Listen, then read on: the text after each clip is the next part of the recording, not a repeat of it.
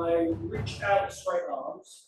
I come in with an inhale here, so I inhale, I sink down, exhale as I'm bringing it down, locking the lats and straightening the elbows.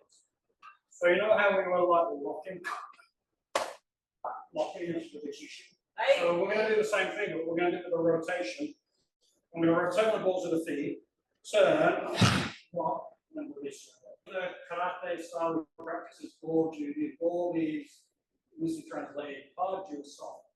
Combining, when our body's going to be in full contraction or when we release tension. Nice. If I get those wrong, then my gorju is more gorju, right? Or the other way might be more gorju too, like that. Okay? So I'm trying to get the balance. The thing is, in my mind, I want to hit hard. So I'm like, in my mind, my emotional state causes my body to tighten. So part of our training is to, although we want to hit hard or work hard or do well, we have to be able to control that feeling of just before we get here. I'm loose. I'm loose.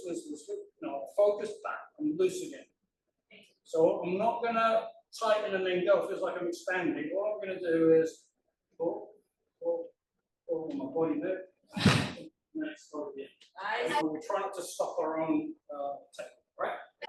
So I'm not going to wind up my arms. What I am going to do is get that feeling of winding up my like it's called gamaki or koshi. So I wind it up, so it's here. It's ready to go. It's like it's pushing the opposite way that I want to go. So when I go, I just release it. I just release and then go. All right?